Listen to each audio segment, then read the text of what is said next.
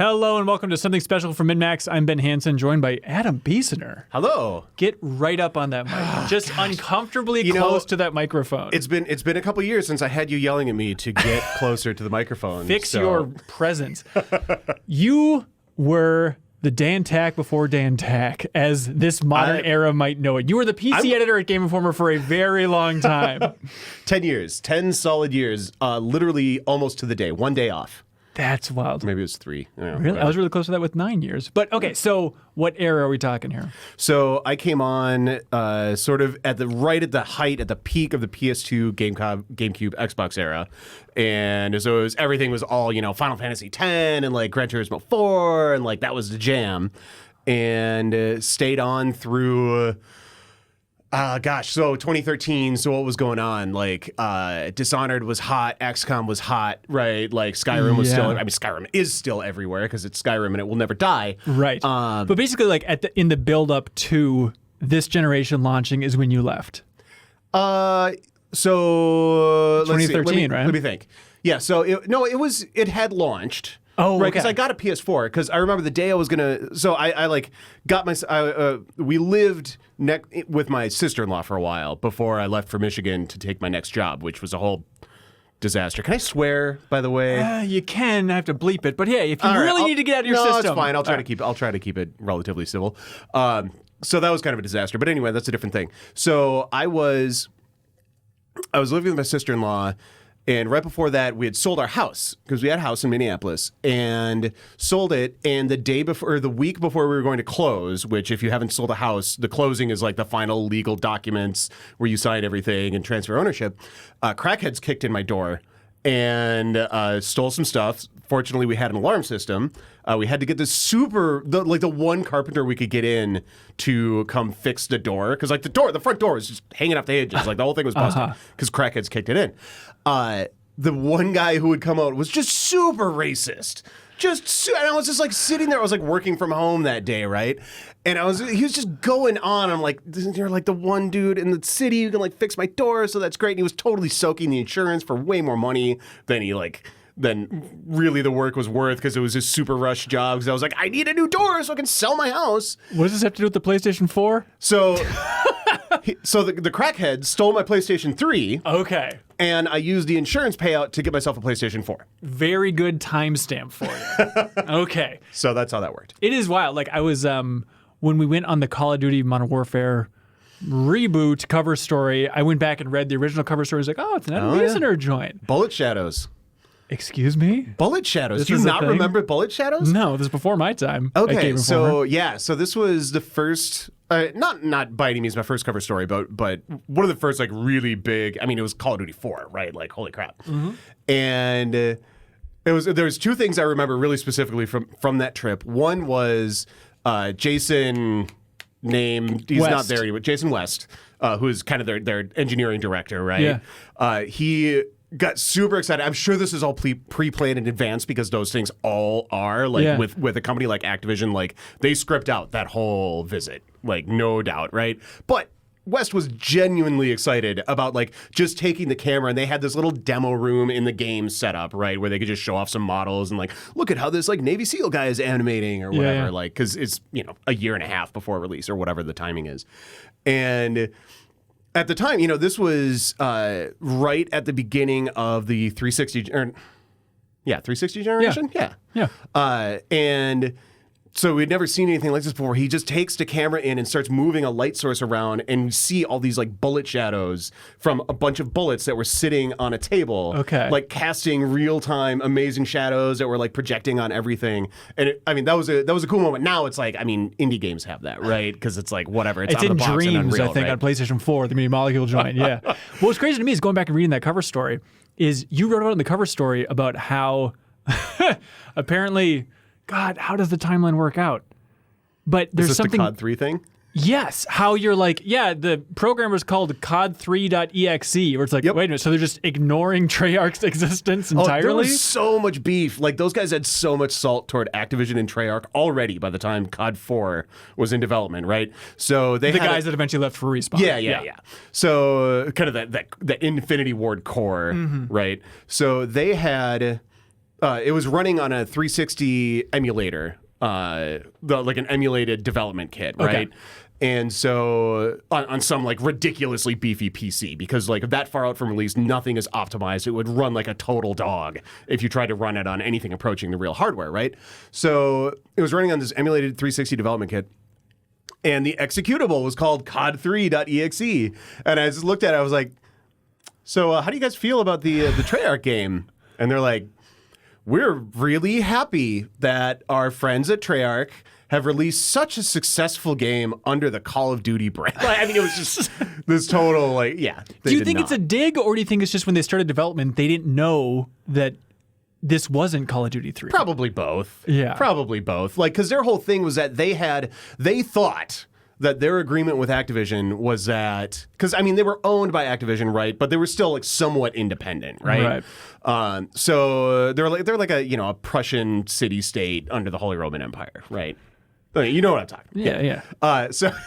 So they thought that their agreement was, we're going to make all of the like main like tentpole COD 2, COD 3, COD 4, like the numbered releases, right? And then Treyarch was going to make their because they had previously made like World at War, I think was the first game that Treyarch worked on, if I remember correctly. Well, no, World at War was after Call of Duty 4. So it was Call of Duty what was the one? 3. There was 3, and there was the one like there was like a 1.5 or there was like a 1.5. Okay.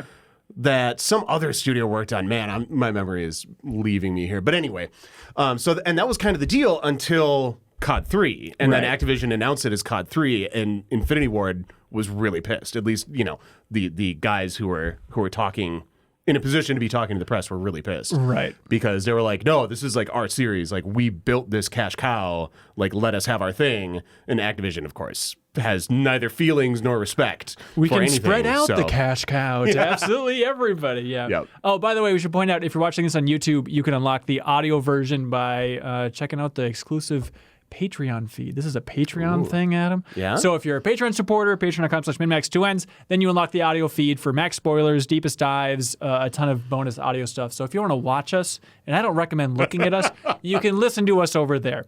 Anyways. I assume that all anybody can see is actually just a light shining off my bald head at this point. Exactly. I didn't shave this morning just to kind of dampen the effect a little bit. Thank you. I forgot how good your voice is. Oh, thank you. And how booming it is. If I could reach the audio levels, I would change it. But I feel suddenly like a dweeb with you in the room because you're a theatrical man. It's too much. Well, you're the one who told me to get up on the mic.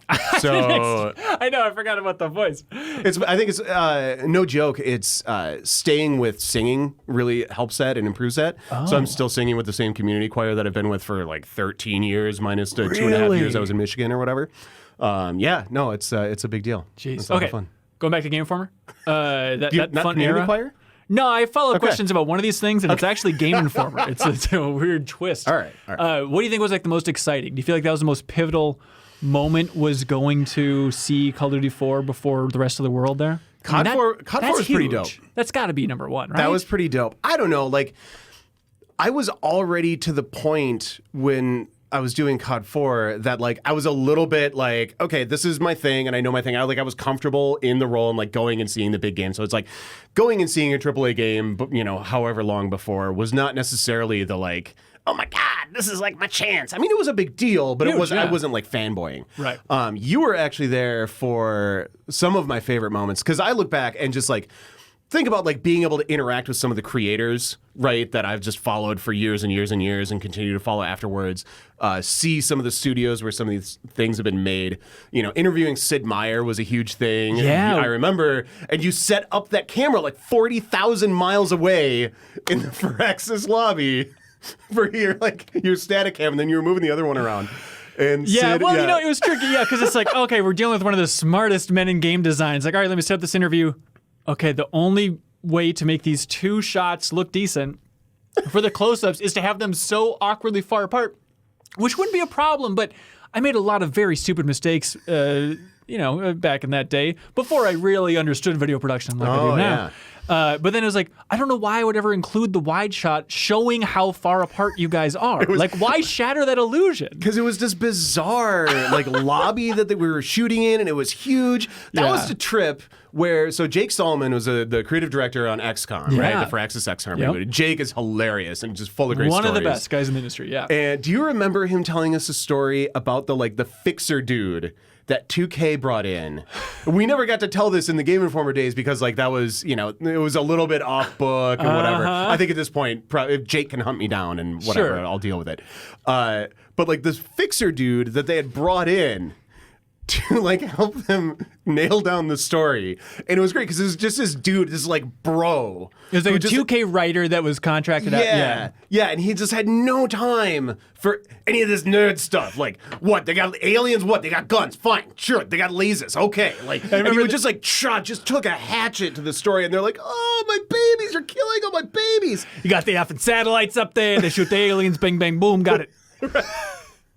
Which ended up, I think having to kill those babies ultimately really helped XCOM in the longer run because, the story's neat and the world building's neat and you can dig in and read it, but that's not what you were playing it for. No, I got jetpack armor. I'm gonna roll my sniper up here. He gets 2 turns. Y'all dead. That's what that game was about. Yeah, and that cover story trip was so fun too because it's great. It's also a sign, think of just crippling low self-esteem. But I remember we're seeing the gameplay demo and the soldiers get off the plane and they're shooting up the aliens, all that stuff, and then they're all named after us. And I genuinely, was so weird. In my mind, I'm well, this is just a coincidence that the first soldier's name is Ben B-Roll Hansen. I'm surely that's just a coincidence. It's this is a very sweet demo that they customized just for us. It was very sweet, but it was so weird. It was of course it's that uncomfortable thing of right. But I remember it. It stuck with me because I remember it because specifically they chose Ben Cornbread Reeves. And we're what is that nickname?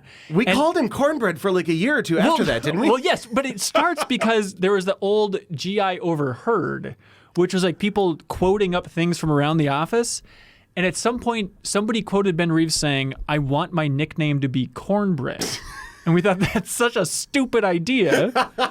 And then they just Googled Ben Reeves Game Informer nickname, and that popped up. So well, clearly, Cornbread is Ben Reeves' nickname. Obviously. No, so that actually said the XCOM story, which was awesome. I had so much fun writing that. I wrote the vast majority of that at the hotel bar in Maryland, actually. Oh, really? Yeah, I just sat there and killed 2 pints and wrote a cover story. It was awesome. Did that with a couple cover stories for sure. Dishonored was that way as well. Nice. So that actually segues into one of the things I wanted to talk about today. Because I have large, philosophical, interesting thoughts, and we can get back to my boring life. But we're gonna get back, yeah. So one of the things that becomes clear for all of you people who have also done 10 years as a game journalist and then moved on with your life and retained gaming as a hobby, one of the things that becomes clear is how managed all the perceptions are from the large corporate side, right? From your EAs and your Activision. They have hordes of PR, professionals and brand managers and all this stuff, really carefully crafting the image of these games. And that's fair enough. And I don't mean to say anything.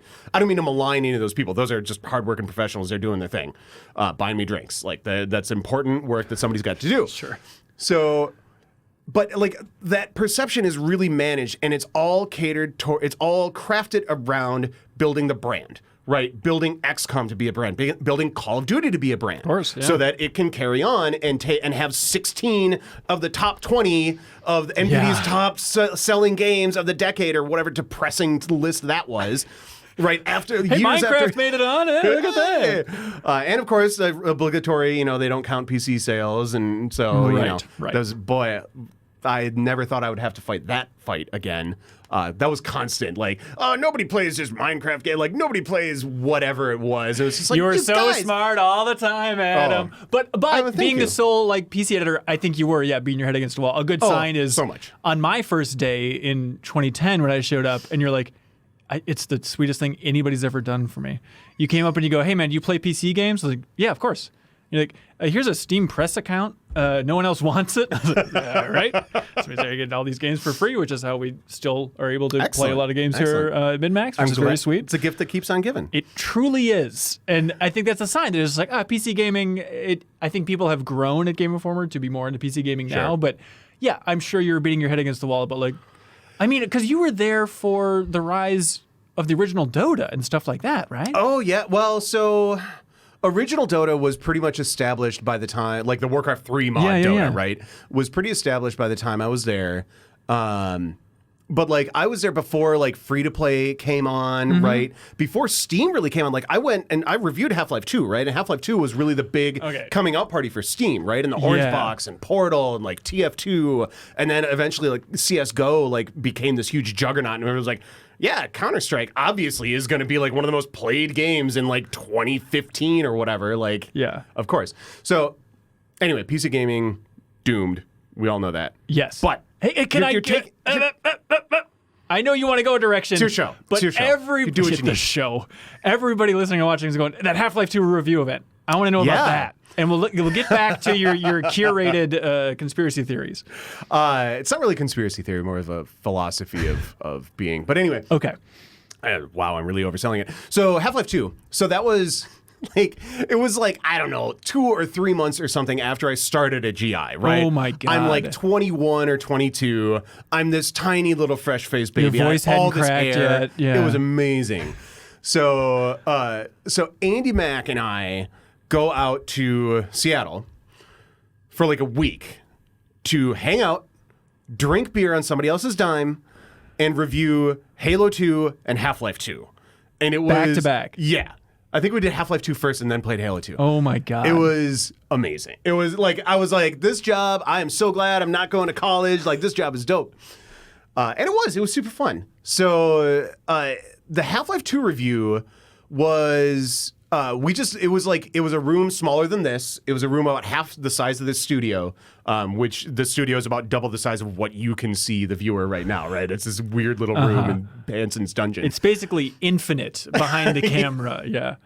So, and it was just like 2 computers set up, and we had like nice pairs of headphones, and we just played Half-Life 2 on like, at the time, like, oh my God, these are like 25-inch monitors. Like, this is amazing, right? Did you, playing a game like Half-Life 2 so early, maybe you're not on board for this, but I think there's a little bit of that experience with people playing like Breath of the Wild. I'm trying to think of like the big juggernaut games. Just like, did you understand like how huge this was? Were there moments of like, we really need to check ourselves? Is my hype getting out of control, or is this as revolutionary as I think it is? So both of those games, actually, and I will totally defend Halo 2. Halo 2 is still freaking great. Yeah. So both of those games were so good at bringing you into the moment and just giving you an awesome experience that like, I wasn't even, when I was playing it, I mostly wasn't even thinking as a reviewer. Like I was taking some notes and stuff, right, to eventually write the review. But it's so impossible to not be in the moment when you're playing Half-Life 2 because it really is that good. Yeah. Right? It really is, outside of, driving across the freaking desert in a dune buggy for like 3 hours. But like, stuff like the Vortig... You're going to have to, the Vortigons were there, but it was like the ant hive thing with the ant lions. You have like the pheromones you could throw out. Like, that wasn't stuff that you could do in games. Like, that just wasn't a thing. Like, the physics puzzle's not a thing. Just not something that existed. It was something totally new and done so well because Valve just sat there and iterated on it for 7 years or whatever it was. Are there other members of the press there, or was it just you two? No, it was me and Andy. It was me and Andy. So it wasn't a big like press event? No. I'm trying to think. I may have like once done a review at some kind of big press event, but a lot of the time I wasn't on the like big giant AAA things anyway. And then like GI kind of noped out of those shortly. I think it was right after the whole Call of Duty aircraft carrier thing. If you remember that, where they had like this review event. It was for Black Ops. It was for, I believe, the first Black Ops, and they literally like flew out reviewers on like a helicopter to an aircraft carrier to review the game. And it was just like we got to that and we got the invite right from Activision, because of course we did. And Andy was just like, we're not doing that. Like, that's ridiculous. Sure. Like, no. And so I ended up going out to just like the next week or something, going out to Treyarch and like hanging out in a conference room and getting a migraine because I couldn't figure out how to turn the damn subwoofer off. And like, it was loud in this like little conference room. It was like this little meeting room, and it was just loud as hell. And like, if you play Black Ops or like really any Call of Duty game with like a subwoofer on and the bass up, like it's very, very loud. And like, I was jet lagged and like migraine. I was like, ah, and like just getting knifed in the face by QA guys for like 3 hours. Anyways, back to your main point about PR curating a brand. Yep. So that's all like really heavily managed from the corporate side, and like Right. You inoculate yourself against it to some extent by just being a professional and approaching your job like a professional, right?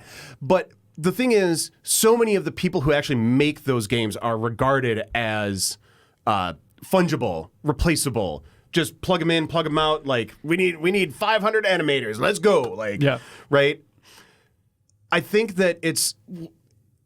The industry is not set up to support this, but if you can pull it off following the actual creatives who make the games, the people who are the creative visions responsible for the games that you like, that's way more important than like following the company or whatever, right? And like you get a little bit of that to some extent. Like obviously like Miyamoto, if Miyamoto makes a game, everybody knows about it, right? Right. Or like Igarashi, right?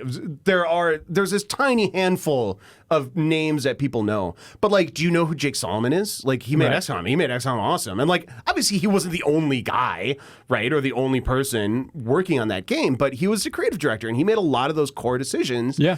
to result in that final product. And I think that if you can follow those people specifically, I think you're just going to end up having a much better time rather than like, oh, hey, like, Activision's putting out a new game or Treyarch's putting out a new game. Like, do you have any idea how many people work at Treyarch? And again, not to disparage anybody at Treyarch. I'm sure they all work really hard. And they make some games that obviously people love. Like, I'm off the Call of Duty train at this point, right? But, Sure. like, do you know anybody who works there? Do you have any idea? No, of course not. Of course not. It's a factory that pumps out Call of Duty games, right? With whatever the loot boxes are this year. Well, I mean, So, come on, like- there's still a lot of heart and soul and blood, sweat, and tears going into those games, even if you're not as familiar with the developers now. You say so. Well, you're checked out. I mean, I am checked out. it helps that, I visited a lot of Call of Duty studios my time at Game Informer and stuff. So it's like, all right, it's tough not to understand where they're coming from, even if, the loot boxes are a little bit a little bit rough. But that's always the thing. Is like on those trips and visiting the studios, it's always like, hey, we're just focusing on the design here. I don't know what the money people are eventually going to do to corrupt my game, but right now, like, I am losing sleep for this baby, which is always very sweet to see. For sure. And like, no, that's a whole different point that I don't want to get into. Sorry, false start. That's fine. We went to Poland together, That was awesome. which was pretty near the end of your run. It was close. It was the last cover story I did, if I remember correctly. Okay, I think that was after Dishonored, right? Yeah. This is for, for sure. Yeah, because Dishonored came out 2012. Yeah. Yeah. Jeez. But to be fair, so this was for The Witcher 3, and it was, God, the big unveiling for The Witcher 3? No, it was. I'm trying to remember. It was the world exclusive reveal of The Witcher 3. They may have like had some financial quarterly thing because they're publicly Right. traded, if I remember correctly. Right. They may have had some quarterly financial about like, yes, we're working on a new game in the Witcher franchise, but they had like not. They may have like shown a logo, but they hadn't said anything about the game. So we had the whole story on the game. That was wild. Yeah, so we went to Warsaw. What do you remember from that trip? Warsaw was awesome. So First of all, like the first day we got there, let me cut in with what I remember. First day we got there, like they had lined up like a historical tour of Warsaw. So we had like that They did. extra day, and it's like, okay, I guess we'll just learn the full history of Warsaw Yep. with like a custom tour guide, and we went to a science museum for It was some awesome. reason. And like we saw the column where Chopin's bones are buried in like the cathedral or whatever. Madame and, like, Curie's house. I remember there was one where it's like, Yep. what? That's just where she grew up. It's like, what the? I didn't expect to see this here. Yeah. Yeah, so Warsaw was awesome. Everybody there was super friendly. I mean, we're in the tourist area, right? Because we're in the Old Yeah. Town. But of course, the Old Town in Warsaw is super interesting because the Old Town had been leveled in World War II, like leveled. Right. Right, because it's right across the river where the Soviets were camped out for a long time. And when they were marching on Germany at the very end of the war, like 42, 43, whatever it was, I mean, they just bombarded it to the ground, right? And there was nothing left standing. After, I think... And I'm going to screw this up, and like somewhere someone is going to watch this and be like, you idiot, this was in like 1977, whatever. I think it was in like the 70s, after sort of perestroika and the opening up of the Soviet Union. And there was a lot more, money kind of coming through and reinvestment in some of these urban centers. And they whatever the powers that were at the time had like found these paintings. They had these paintings of like the old town in Warsaw, right? And so like the old, all the storefronts and everything, all the buildings, so they had a pretty good idea, even if they didn't have like photographs necessarily, they had a pretty good idea of what the town used to look like. And they rebuilt it. So it was really interesting because it was all this like old school architecture and like these cool, like, I don't know all the architectural terms. I took art history a really long time ago. Cool things. Awesome. Just beautiful things, beautiful buildings. All in this like old style, but they're all like new because they were like built in like the 80s and 90s, right? So it was just really interesting, kind of weird dichotomy. And then we saw like the plaque on the wall at the castle where like this is where the Nazi tanks rolled in. I was like, Jesus, right? I remember Minneapolis. I grew up in Minnesota. We just don't have that level of like, this is where we genocided the Native Americans. Just kidding, that happened before we even got here. I think that was in Mankato. We got the cherry and the spoon though, so it's cool. But anyways, I remember getting frustrated with you because I remember we were out to dinner and it was like a meat focused place. It was like butcher themed in some way, right? And we're out there with the CD Projekt Red, and for some reason Disney was brought up, and you're like, oh, Disney loved Hitler, and like, and I remember some of the developers were like, wait, what are you talking about? And you're like, oh yeah, and I'm like, I was so mad because I'm like, I love Disney stuff, and I'm like, Adam, he made anti-Hitler propaganda. Yeah, there's some anti-Semitic stuff floating around, plenty of good stories to tell about early Disney and stuff and how he wasn't the best guy. But I was like, we're in Poland. You can't just make jokes or just make up stuff about how Disney was best friends with Adolf Hitler. Because like some of the developers are like, tell me more about this. What is this? I was like, don't listen to him. He's clearly messing with you 3 beers deep. It's possible I was 1 or 2 pints in at that point. Oh my God. That is a possibility. Wow, I had forgotten about that. But yeah, you bring it up. I totally did that. I will cop to that. Oh, good. I remember being very confused about like CD Projekt itself. Because you walk in and maybe they've moved, but I'm not sure. They're in this weird little like industrial park almost, very hard to right? find. Yeah. Yes. Yeah. We got in there and then this is probably what connected it is there were like huge Lion King posters. And I was like, what is this? Because they were in the same company that also like localized Disney films. So they had like a big banner for Up, like in Polish. Right. And it's like, what is this company, man? And then like, I didn't realize that, Good Old Games is just right here. And then one floor up, that's where they're developing The Witcher 3. Yep. Yeah. Yep. No, but like that was awesome. It was really interesting. I remember they had this big room where all the artists were working, right? And there's like 30 artists, right, doing models and animation and texturing, all the whatever other things that artists do. Excuse me. And a good, I don't know, 1/4 to 1/3 of them were women, right? Yeah. And then up on the wall, there's like 20 by 20 like blow up of the Playboy spread that they had done with Triss from The Witcher 2. Right. And it was just like fully naked, nude. Just totally, just all of us was like, that seems uncomfortable. What do I know? Like, it's Poland. Who knows? It's art. They're cool. Yeah. I mean, well, some of those women probably worked on that model and like did for the sure. thing. So whatever. I mean, but that was such a weird time too, because this was, for a good timestamp, this was January 2013, which is very easy to pinpoint because we were there. Our second day at the studio was the day they revealed the first trailer for Cyberpunk, which was the CG and we trailer. Saw it. Yep, we saw it right before. Yeah. I actually ended up getting super into that band that did the song for that. So I think they're French. They're called Archive. Okay. Great band. Anyway. I remember they're like, hey, we're gonna put this out like later today or tomorrow or whatever it was. You guys want to see it? It's like, sure. Whatever you got going on. And it's like it was that awesome CG Cyberpunk trailer. It was like, yep. Yeah. Yep.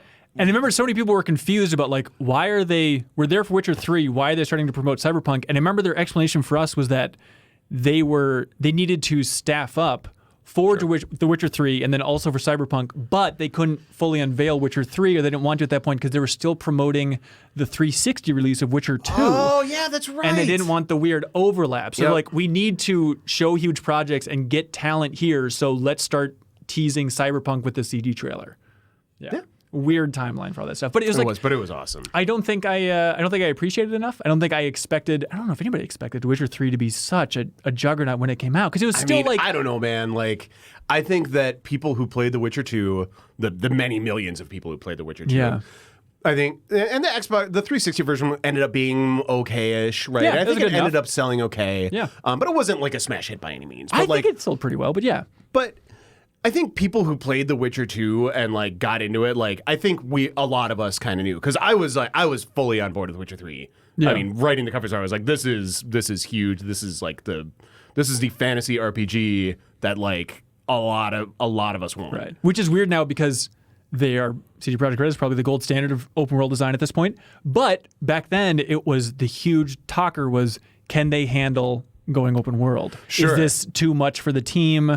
Because it's an order of magnitude more effort, right? Right. It's just that much more content to create, all that sort of stuff. But I mean, they certainly staffed up for it, right? A lot of it is just like, do you have enough money and time to do this right? Right. Right, because there's just so much sort of, I mean, not drudge work, but like there's so much just sort of so many boxes you have to check to be able to build a game that doesn't fall down. Like, oh God.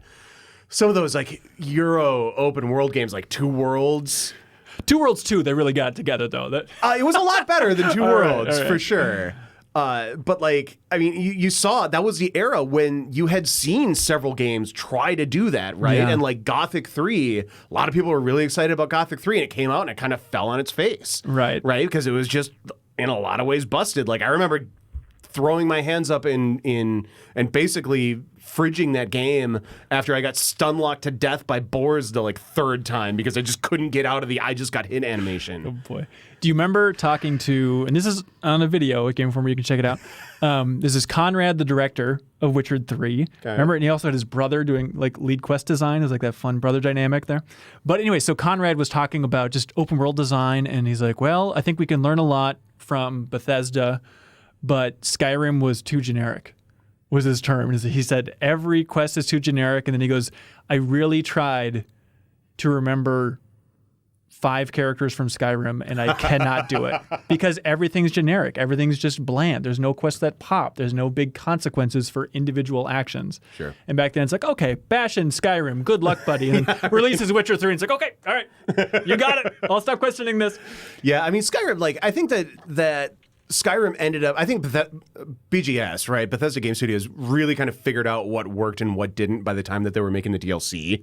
Like, because all the Skyrim DLCs I felt like were pretty good. And like there were some pretty dope, individual storylines, but there was a lot of filler for sure. Yeah. For sure. Yeah. I remember also sitting in that tiny conference room in CD Projekt Red and then them taking us on like a super rough, and I wish it was recorded. Obviously, they wouldn't let us record it, but it was a tour of Novigrad in Witcher 3. Do you remember? And it was just like broken and basically white boxed. It was just to like show off the scale of what they're trying to build. Do you remember this? I don't remember that. I remember like the horse, like Geralt on the horse, like moving around and just showing off the scale of the landscapes and stuff. I don't remember the city part. Yeah, we went through a city. Maybe it was Okay. for a brief section, but yeah, it was super fun.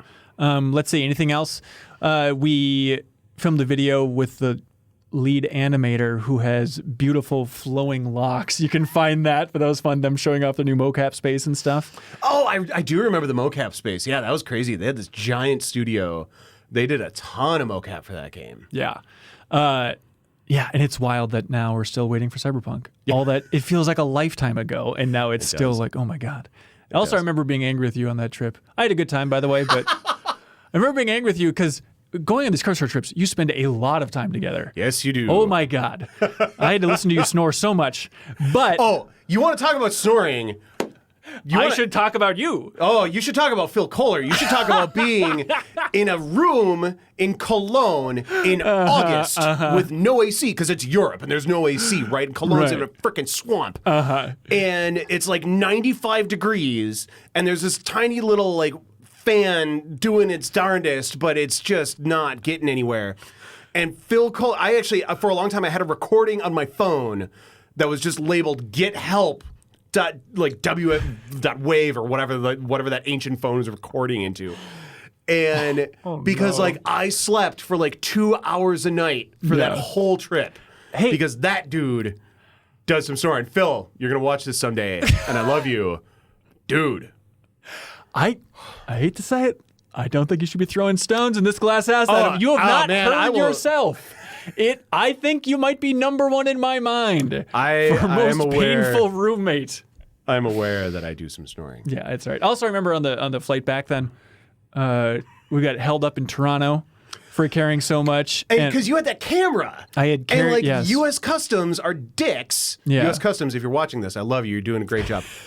But in Don't Toronto, detain me. they were very tough. Oh, man. And they like pulled me aside, and it was. And, like, I would call it You like couldn't convince them that this was like a work thing. You're like, no, I went and I recorded a thing. It's like this belongs to the company. I brought it out. I bring it. And they up. did the thing of like, why didn't you fill out the something form? I don't know what the hell it was called. And I was like, I've never heard of that, which I was sincere. And they're like, all right, buddy, yeah, right. Why didn't you fill out that form? And then I remember this guy's like, well, what do you do? I'm like, oh, I make videos. What type of videos? About video games. He's like, what are you doing in Poland? I'm like, oh, they actually have a lot of talented game developers over there. And he goes, what? Poland? He goes, video games? I thought that was just us and the Asians. God. Like, no. Asians. Yeah, no, Poland. Believe it or Wow. not, they're going places. That was terrifying. Because I was in the room for a long time. I know. I got really drunk watching a soccer match with a German at a bar, like somewhere deep in the bowels of the Toronto hotel. Lovely, good times. Why did you leave Game Informer? Why did I leave Game Informer? So I actually don't have a ton of like super bad things to say about Game Informer. Oh, good. I'm sure Andy will be pleased. So no, I was just there for a long time, right? I was there for 10 years, and it had become clear to me that there just wasn't much of a career in it. There wasn't much of a long-term plan, right? You wanted to move up never, some sort of ladder. I wanted to I wanted to do something with my career and not like review video games for pennies for the rest of my life, right? And like I know that they to some extent like did the best that they could with what they had as far as like budgets and stuff go, but like Sure, the fact that was is your just, main frustration. It's not a well remunerated career by any means. It's tough to pay well for a career that everybody wants. Right. Yeah. Right. Yeah. No, there's for sure there is a labor supply. There's an oversupply of labor. Right. For sure. So I mean, there was that. There was to some extent I was just kind of bored with it, to be honest. Like I'd been doing it for a really long time and like kind of doing the same thing for a long time. And like it was exciting when we launched sort of the website 2.0, right? The on that beautiful platform that we had custom built for us. No comment. It's gone now. Yay. So that was exciting because that was like all this new, like, oh, we're gonna do all this web stuff, and we're gonna do like video and like all this new stuff. Right. And so that was fun for a while, but then, that was like 7 years ago at that point. And so Sure. I had an opportunity to move on, and I moved to Michigan for a couple of years, and that kind of ended in disaster. Are you interested in going into what you left for specifically? Sure. I mean, like I went to go, basically there's kind of two routes out of game journalism. There's go be a PR and marketing person, or there's like go try to get into some kind of design writing sort of space. Or build a cold basement studio. Build a freezing ass cold basement studio. I don't know. It's Minnesota. It's cold. It is what it is. So and those design and writing jobs are impossible to get because again, there's a lot of people who want to write and design video games. Yeah. So I left to go to Stardock, which is a company that had made some games that I really liked. I really liked like Fallen Enchantress and what's the other one they made that I thought didn't suck? I don't remember at this point. Anyway, so Are they the Galciv folks? they are the Galciv folks. Okay. So I went to go there, and like my role was going to be this combination of sort of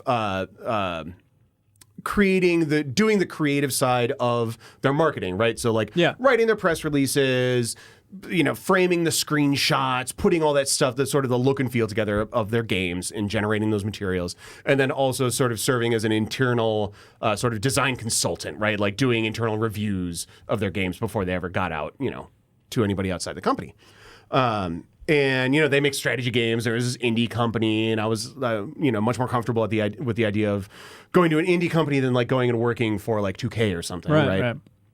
So I did that. I dragged my family out there. It was a grand adventure. And ultimately, like I ended up almost dying, not because of the job, but because of other stuff. Literally almost dying. Don't recommend it. Okay. So I ended up almost dying. And my wife was like, "Okay, we're moving back to Minnesota." I was like, "But," and she was like, "No, we're moving back to Minnesota." I was like, "Okay." So when you're on your deathbed, or it was connected? I mean, it was like I was like not in danger of dying at that point, but she was like, we had a small child, and like she had never been able to find a job out there, and I was just, it was kind of like, okay, this just isn't really working out, and like my job hadn't necessarily panned out to be what I'd hoped for it necessarily. I did get to do some really cool stuff. I got to work with the Mohawk Games guys who are incredibly smart. Soren Johnson? Yep. Okay. Yep. On Off-World Trading Company. That was pretty successful. I got to do a ton of stuff with Ashes of Singularity and the Nitrous engine with Oxide. And Oxide are a bunch of like X4Axis guys at the core, right? Dan Baker, Tim Kipp, Mark Meyer are this like trinity of just amazingly intelligent, like decades-long industry veterans. And they were like, you know what we're going to do? We're going to build a multi-threaded game engine with like 3 dudes because we can do that. And like they did, and it was dope. So I got to do a ton of stuff with that, which is super fun. I got to go like present at GDC. I got to be on stage with like AMD and Microsoft, and like that was really fun. Oh, there's a whole video, yeah. Huh. So like it's not that the whole thing was just a disaster and I almost died and but like it was kind of a transitional phase in my life, right? So I ended up moving back to Minnesota. I ended up actually doing development work on Ashes of the Singularity for a while. Like I did a lot of the sort of scripted campaigns and tutorials and stuff like that for that game, and that was really fun. And that sort of the job was basically sit in my home office and write game scripts in XML, because the game engine, XML, if you're not familiar with it, is a markup language. It's a lot like HTML. And the game engine had a parser where it could parse out XML and turn it into like triggers for events to happen in the game. And so I took that, which was like this rough, like weird ass way to write like interactive scenarios for an RTS, but like we made it work because that's what I had, right? So it was writing these game scripts, and like, I mean, it's not a brilliant campaign. Like, I'm not going to come here and say like, oh, you should screw this StarCraft 2, like, which very timely, right? Well, this is my life, but you know, for what it was, like, I'm proud of the work that I did on it, right? But what it really taught me was that I was a lot happier sitting down with a project and like just building something than I was being pulled in different directions, having my finger in a lot of pies, organizing a bunch of other things to like sort of come together into a larger thing, which was a lot of what my previous job had been while I was in Michigan. Gotcha. And so I really liked having that sort of focus on one thing. GI got really sort of fragmented. You're always working on a bunch of different stuff, right? And like my workflow at GI was always very self-directed, right? Because like I didn't have Reiner giving me assignments for the most part. Like, yeah, occasionally, I would pick some of the stuff that like kind of went out to general staff, but for the most part, it was like, okay, well, you got this many pages, right? Yeah. Find us some games to review and preview and whatever. Right. So like, it's just it just pulls your focus in a bunch of different directions, and that like I learned that is not my favorite thing, and I'm much happier just sitting and building something. So ultimately, that gig sort of dried up, and I was looking for work, and I was out of work for like 3 months, and I ended up going to a coding boot camp to become a software developer. So I did that, and it was kind of insane because I had to borrow a ton of money because it was not a cheap thing to do. And plus, it was another like 4 months that I was out of work, right? And like I had a house and a mortgage and like 2 kids and the whole thing, right? So it was an even bigger leap of faith in some ways than uprooting the family to move to Michigan. Oh wow! I was like, nope, I'm going to do this whole other career. It's going to be great. But it is actually, it's super worked out, and I am super happy being a software developer for a company called GovDoc. It's like super not interesting to anybody watching this podcast. It's like business to business legal document services, but like good and stable and interesting. Oh, it's super stable. It's like it's a nice it's a company that's small but like self-sufficient, right? And is funding new development out of like existing revenues. So it's not like the startup hustle where you have a bunch of like angel money or whatever that you're trying to turn into a proof of concept so you can do a series A so you can get more money and like eventually like build the thing and then scale the thing and sell the thing. Like the startup hustle is like it's a hustle to some extent, right? Whereas this is much more like sustained, and it's like, no, we're like building a platform that we can build some products on to like sell it to our existing client base. Right. And it's me and my nephew actually, not the nephew who's what is he pro in now? Whatever the Hearthstone Underlords, what do you call those? Underlords and Teamfight Tactics. What do you call that? Auto chess, thank you. You're out of the game, dude. PC guy, not knowing auto chess. I know. No, I tried to play auto chess. I was like, I'm out. It's for the kids. Pretty much. No, no, it's not that nephew. Other nephew, who's also a brilliant software developer. So it's he and I are basically the core engineering team at this little company in St. Paul. Weird. And it's great. That's awesome. He did the same coding bootcamp thing that I did, and he went through it before I did. He's only a couple years younger than I am, because my family has this whole weird like age gap situation going on. That's for the follow-up discussion, yeah. Oh yeah, we can get into all the like Biessener family happenings and like get the social calendar downloaded. Absolutely. It'll be great. But anyway, so it's really cool. Like I get to work with him. I get to work for this small company with like a boss who is awesome and a CEO who like gives a damn about running his company in a reasonable and like ethical way and like the whole thing. It's great. So Nice. I'm super happy. And like, Do you miss games?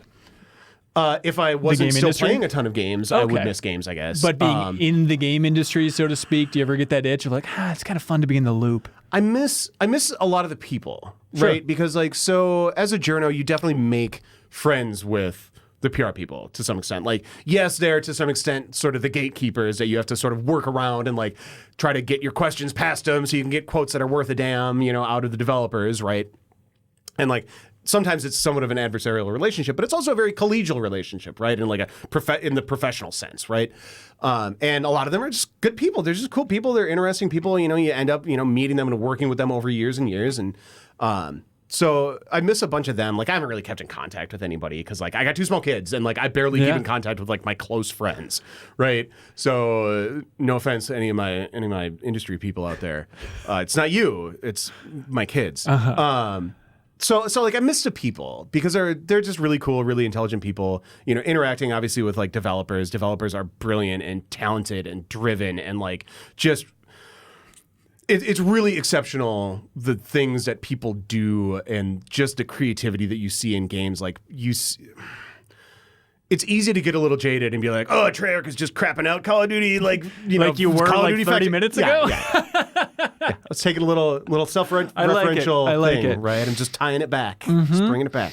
That's what we do in the entertainment business. Hell man. yeah. So it's kind of easy to take that position or sort of view things in that way and like have that sort of jaded, Activision's just like doing this or EA's just doing that or whatever. But like, I mean, if you ever talk to these people, if you ever get out to like a Gamescom or an E3 or anything like that and like talk to the people who work on the games. E3's dead now, I should let you know. Is it? Oh, I saw that Tony. I saw that Sony was like, yeah, we out. It's not a good sign. No. I mean, E3's been like dying for 12 years. So Right. kind of. All that stuff. Right. But anyways, yes, actually interacting with developers is just like, oh, this person is 1,000 times smarter than I am. Yeah. And often more humble than a lot of people in the press too. It's stunning. I remember, I think probably my favorite single, like, I guess, interaction or interview or anything like that was with Harvey and Raph for Dishonored. So Harvey Smith and Raph Colantonio, they were the co-creative directors of Dishonored. Yep. And Harvey Smith like came from what do you call it? What's that? Ion Storm. Ion Storm, thank you. And it like worked on Deus Ex and Deus Ex 2 and then done some other stuff. And like Raph had, founded, I believe founded, but was anyway like the sort of the core guy at Arcane, and Arcane had been around for a while. And now he just recently announced Weird West because he left Arcane. Oh, really? Yeah. Speaking of following the creative There it minds is. behind your games. So that's cool. I didn't know that. I will check that out. Yeah. Because Dishonored is probably my favorite game of that whole generation. Dishonored is freaking amazing. It's absolutely amazing. Anyway, but like talking to those dudes, not just in like interviewing them about the game, which was interesting because they gave great answers to things. And like really like, but they were owned. I don't remember if they were owned by Bethesda at that point or if Bethesda was just public. They were. Yep. So because I remember like when the cover story came around, it was like this rumored secret hush hush demo where it's like Bethesda's new game. I was like, what is this? And it's like, oh, it's Arcane. It's like, okay, well, yeah. So, and Bethesda as a publisher, like Pete and Aaron and those guys are like, they're just not as buttoned down as some of the other large companies, right? And so those guys were like not on a leash at all, right, in those interviews. And like, I mean, they were professional, obviously, and like they wanted to hype up their game because they wanted their game to be successful. But like they gave really interesting, thought out answers to real questions. It was awesome. And just like understanding, like I ended up having like all these conversations with Harvey that were just not even about the game, and like it was just he's just an interesting dude with like all kinds of crazy like stories to tell about, and like it's amazing. I saw him tweet something in some way referenced the fact that he has an ongoing D&D campaign with like Jordan Thomas, like Bioshock 2 director and stuff. Like, just think about like, man, someone's got to film that. I would love to see Harvey in a D&D campaign. That'd be awesome. So I mean, like, for all that I make jokes now about it, you know, starting my real career at 37 or whatever, because I am super fulfilled and I love my software development career. Like, it's awesome. I love being an engineer. It's really, really great. Is it nice to not have this constant grind of like, got to stay current on games just to play what you want? Like, how has that affected what you're actually playing then? So, man, from a gaming perspective, it's amazing. So, like, the day I quit GI, like, I stopped giving a crap. Like, no, I took a couple months off of, like, I just unplugged. I was like, you know what? I'm going to, like... There's no top 50 debate I have to prep for. Nope. I was like, I'm just going to play... I don't even remember what I played. Like, Heroes Might Magic 3, right? Like, that's what I played for like 3 months or 6 months or something after that. Oh, I was playing a lot of Soulforge, actually. Which is one of the first of the sort of Me Too wave of digital CCGs that were happening at the time. Yeah. That game eventually was terribly mismanaged and went under and took its company with it, if I remember correctly. But anyway, or no, they sold it and the company lives on. Anyway, so it led me, after I sort of cooled down, right, and like started getting back into some games, and because I still love games, like I still play a ton of games. But it led me to sort of re-examine my relationship with games, which is a really like hoity-toity way of sort of putting it, because like, dear God, they're video games, calm down, right? But understanding like when being able to approach games not from a professional level and not having any sort of obligation to really sort of re-examine, what do I want out of this experience? Like, what do I want? What is my goal of like booting up a game? Like, to feel like you did when you were 12. That's the Sometimes. goal. Yeah. No, absolutely. Sometimes I'm like, you know what I'm going to play? I'm going to play some Master of Magic, which came out in like 1990, and it's dope. Like, and I won't hear a word to the contrary. Right? Like, so sometimes it is that. But other times it's like, you know, a lot of the time for me, what it is that games are sort of they're my unplugged, they're my relaxed time, and I'm sure that a lot of, you know, viewers approach them similarly, right? Like, but I not being competitive at all anymore. Like, I'm just old. Partially is that I suck at everything anyway. And I do get somewhat competitive playing like Magic Arena or like when I was into Hearthstone playing that. But like, not having that drive. So like, I missed Rocket League. Like, it looks awesome, and I've watched like some videos, and like I had some friends who are super into it. Yeah. But I was just like, I don't know. Kind of same thing with auto chess, where I was like, I know like people are into it, and like I have friends who say it's awesome. Like, yeah. Right? Like, I just get frustrated. So like, you know what I played just an absolutely ridiculous amount of? Stardew Valley. The best. Like 600 hours or something. It started. Dude, it's insane. I've played through the first 2 years. I love the first 2 years. Like, I don't keep playing. I play the first 2 years, and then I start a new farm. And it's just like, it's this total like... Just because that's when you feel like you're fully optimized. Like, I don't need to stick around to the grandma story or the grandpa, whatever the hell it is. Nah, I'm done. Like, it's a money-making machine, and like, I could go dick around with other stuff. But like, but I really enjoy the sort of the optimization problem of it, of like, I'm like 10 out of 10 hearts with everybody by like spring of year 2. So it's almost as if you're min-maxing Stardew Valley. I am absolutely min-maxing the hell out of Stardew Valley. That's perfect. Sure. Do you have any weird builds that you've tried? Like just all fishing or something freaky like that? No, the game is so... If you approach it as an optimization problem, the optimal paths are pretty well established. There's not a ton of variation in terms of like, if your goal is, I want to, finish the community center as soon as possible. I want a 10 out of 10 hearts everybody as soon as possible. If those are your goals, there's pretty much a path to follow. Right. But like, I enjoy walking that path. In some ways, it's like, people who have if you ever go into a church and which, believe it or not, I actually go into churches fairly regularly because I sing in a community choir. So, and like community choirs perform in churches and rehearse in churches. That's kind of how it goes. So, you see these in churches, and you'll see them in like schools and other places too. But like boards for like tracing with a finger, just like with a pattern, and it's like a groove, and you just like it's just a tracing thing. To use your finger to and it's for people who struggle with keeping their attention on things, or like people who struggle with sensory input like overload. To have something to focus on that's like predictable and calming and like all that Is there sort a of name thing. for those? I'm sure there is. I don't know Okay. what it is. I'm aware of them as like a thing, and Sure. somebody will put it in the comments. But so that's what games a lot of the time are to me now. It's just like my like chilling out time. Like the kids are in bed, like the wife is watching something British, and she's just always watching something British. That's just like what happens in my house.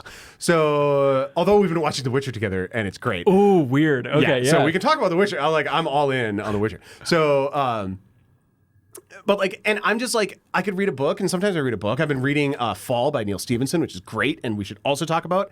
Actually, we should do like a whole show on Fall by Neil Stephenson because it's amazing. We have a Max spoilers thing where we just spoil the hell out of Yes. things. If you want to Perfect. just come in here and monologue about Oh my Fall by Max, what is Neil this? Do you not know who Neil I Stephenson have no is? idea. Hands- oh I'm my an God. idiot. I don't know who this is. Okay, fair enough. So Neil Stephenson wrote Snow Crash. Have you heard of Snow Crash? Yeah, that's the VR thing. Yeah, it's a VR thing. Okay. So Snow Crash was this hugely influential novel from like, I don't know, 91 or something, like forever ago. Okay. But he's a super smart author, and like his novels can get a little tedious because like he's just super into like physics, and he's like super into like there's at one point there was a chapter that was just two dueling mouthpieces talking about how Stevenson feels about like the tech startup industry, like Silicon Valley, like the way that it works today for like a chapter. Like this is just how he rolls, but it's great. It's amazing.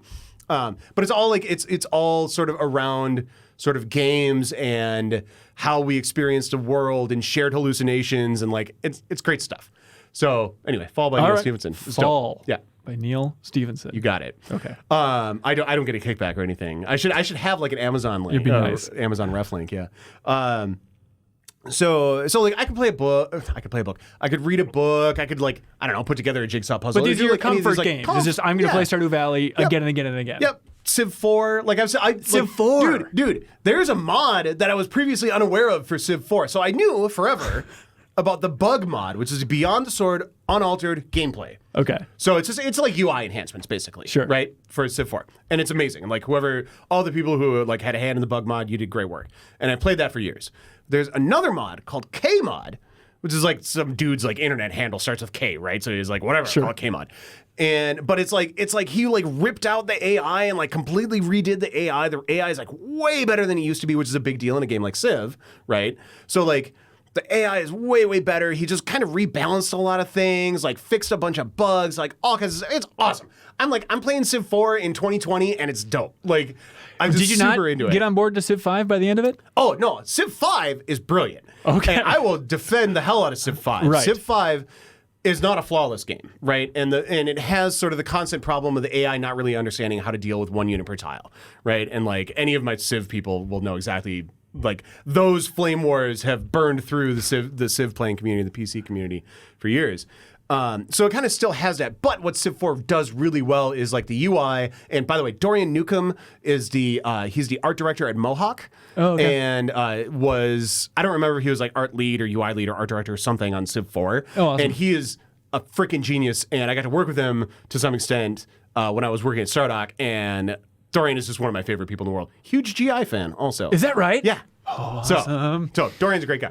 Shout out to Dorian. Anyway, so I guess my point is the art is amazing. The UI is amazing. The way that it brings you into a strategy game, like Civ is just top down, thousands of years, time scale strategy game, Yeah. like for nerds. This is some nerd things. Right Satellites at the end there, whatever. What, you got throw like it in them there. axes, whatever. These guys got axes, great. Like so. How many grids you need here? You put the guy here, he goes over there. Right. So, but like just the way that it brings you into the world, like the experience, the sort of texture of moment to moment of playing that game is amazing. Yeah. And so I love Civ 5. Thousands of hours. Well, at least like 1,200 hours into Civ 5. Civ 6 is garbage, and I am embarrassed for Firaxis because it is. Jesus Christ. Love developers, but Firaxis, you should be ashamed and you should probably consider suicide. I don't know, because of man. Civ Like 6. Civ 6 just completely fell on its face for me. It's just spinning plates forever. It's It has tons of traps where it's like, oh, you didn't think of the particular rules around like how national parks have to be laid out in, you know, the 20th century. So like, because you didn't do that back when you were settling your cities and setting your districts down in like antediluvian freaking Bronze Age times, well, what do you know? You're screwed in 1970 because you can't do this thing because you didn't think ahead to like this particular special rule about how districts. Oh, Did expansions fix that? I haven't kept up with. You know, Dark Ages had some potential. I played it for a little while, and like I think it's called Dark Ages, or Is it? Rise and Fall, or Fall of Sun. It has this whole like Golden Age, Dark Age mechanic. Okay. Kind of thing is kind of the core thing. It had some potential, but ultimately, and it's beautiful. Like the game is beautiful. Yeah. Right. Did you play? Ultimately, Did you play Beyond Earth? Oh, don't talk to me about Civ Beyond. That's what I'm going to say about that. Okay. The game is a disaster. If you could choose what Disaster. Jake Solomon and the XCOM team are working on now, would you want them to be making XCOM 3? New IP? What would you choose? I feel like XCOM is pretty mined out. Yeah. I mean, not that you couldn't do something with like a tactical, you know, RPG kind of thing with consequences and stuff with a strategy layer. I think XCOM as it is, like I think they kind of did everything they could with XCOM 2, which I love. And, like XCOM 2 is great. But it's like, geez, you can't really do XCOM again. Honestly, right? what they do, like, just port Enemy Unknown to Switch and sit back and watch the money roll in. right? Yeah. Oh my God. How do you not? Like, I mean, they had a lot of like technical issues. I know with that game because it was like because it was Unreal Engine 3, which was like super not made for that kind of game. So I know that they had a lot of like technical struggles with that. So they're probably not a lot of people champing at the bit like, oh yeah, I want to port this jank that was written 10 years ago. I want to port this to whatever Nintendo's insane APIs are for the But Switch. if 2K is like seeing the dollar signs, we can find somebody to take this project. I mean, get Iron Galaxy or whoever to try and crack that. Did nut. XCOM sell that well though? Like, I Enemy mean, Unknown? Yeah, for sure. Okay. Yeah. All right. I mean, oh yeah, I know this. Yeah, absolutely, right? Well, it's always hard because like with a company like 2K, like you saw it with Activision, right? Like Activision had all these great studios and all these great games, and then they're like, you know what? Hell with it. We're just gonna make Call of Duty forever because because they just get a better return on investment. Like you can make a successful game that like makes its budget back and more, and it's profitable, and everybody like gets their bonuses. And at the end of the quarter, the executives are like, didn't really move the needle. Right. Just it's for a company hit, of but that we size. need a uber hit. Right. Yeah. Right. Like Activision doesn't mess around with making 7-figure games. Right. Because why would they? Like it's a rounding error to them. Right. So they make 9-figure, whatever the hell at this point, Call of Duty games. Yeah. Because if you make 20% back on 9 figures and you can reliably do that, and you have there's reasons why Activision is the way it is, right? Yeah. And so like for a company like 2K, does XCOM matter? Right. I mean, that's always kind of my question of like. I think it does. I think it does. Hang on. We can look up sales if you want to have Enemy Unknown, but I mean, that game sold like bananas. I hope so. Like, I love Enemy Unknown. So yeah, just the best. Yeah, it feels like you miss having a microphone. I do. Is that a thing? I really love like presenting. Like I sign up. So now I get this out by going and like doing presentations. I'm actually doing a workshop at the coding boot camp that I did. Oh, nice. That I went through. I'm doing a workshop there next week on standing up a serverless API in AWS Lambda and like wiring that up and getting all your test harnesses and everything together. I know you care deeply about this. Impressive Serverless is awesome. By the way, serverless computing. Oh yeah. Somebody will know what you're it's talking good about. stuff. Yeah, it's hot. I believe you. We're gonna do it in Kotlin. Kotlin is amazing. Do you miss the Game Informer show back in the Helgeson era when you were there? You're always great. I remember like listening back in 2010 and being like, "Who's this person talking about this Amnesia game?" Like his voice is Amnesia's so awesome. seductive. Wow. That's right. Excellent. Well, I made a joke earlier over Slack about you blowing in my ears, so I guess I walked into that one. But do you have fond memories of being on the podcast back Absolutely. in the I Helgeson love era? the podcast. I love the podcast. I love doing the WoW podcast that we had. Andy and I and Phil for a long time did that Respec Radio. Is that still up? It must still be. Ooh, actually, with the website change, I have no idea. I wonder if you could download those still. I don't know. Probably. Yeah. But like Andy is super fun to podcast with too. Like especially talking about WoW, like something he super cares about. Yep. Yeah. But when you Andy's get Andy screaming, yeah. Andy's great on the mic in general. Like, I mean, Andy can be challenging in his own ways, right? But like, I don't know. Andy's a super interesting guy. If any of you ever have the opportunity to interact with him, like, You're He's giving people fascinating. very challenging goals to me. Like, you gotta go meet Jake Solomon and Andy McNamara, then your life will be better. Go on the quest to meet those two. I'm just trying to sort of steal some of their shine to make see. myself look more interesting. Is most of what that's that what is. it is. I think. I got it. Well, hey, thank you so much for swinging by. Absolutely. Thanks for having me. You're welcome to swing by whenever. If you I just will. need to unload thoughts on any topic, we can make it more focused, less focused. You know, you had that idea that you pitched me a Oh. little while back that I'm excited about. I don't know if you talked about the idea or not. Well, you know, Or if you might as well remember talk which about one it. it is. People are on board for this. Because like back at Game Informer, we used to do. I'm sure you weren't following it, but we did this weird thing where we played basically text adventure games through an Amazon Alexa. Like, it was this weird thing. There's like one company in particular, Dave Grossman from old LucasArts stuff. Yeah. He's involved. And they would make these like Jurassic World audio adventures where you would like tell Alexa what you wanted to do. And it's like, this could work just as a pure podcast where it could be like a text adventure with kind of like a DM that can steer you in the right direction. We just need somebody with a good voice to be the guide as we turn old text adventures into podcasts. So that's something I would love to do with you. Best voice I know.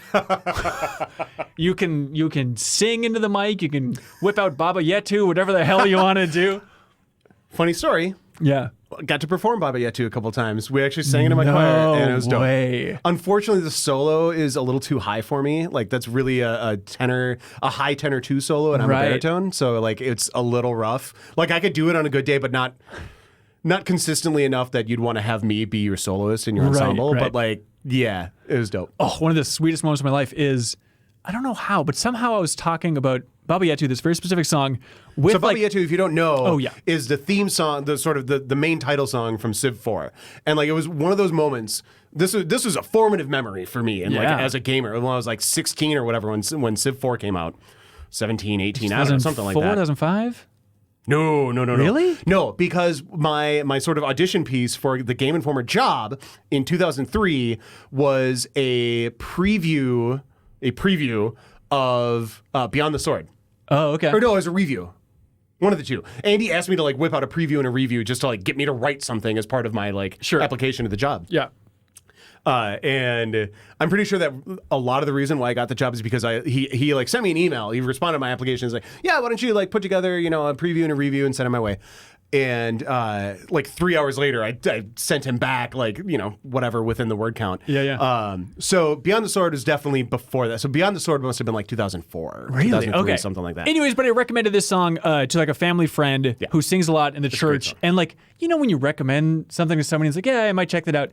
She checked it out and she got back. She's like, this song has made me cry, and I am now insisting that we're singing it in our church choir. Nice. Because it's the Lord's Prayer in Swahili, right? Correct. Okay. Correct. That would be really challenging in any church choir I've ever heard. Like, I mean, it's just.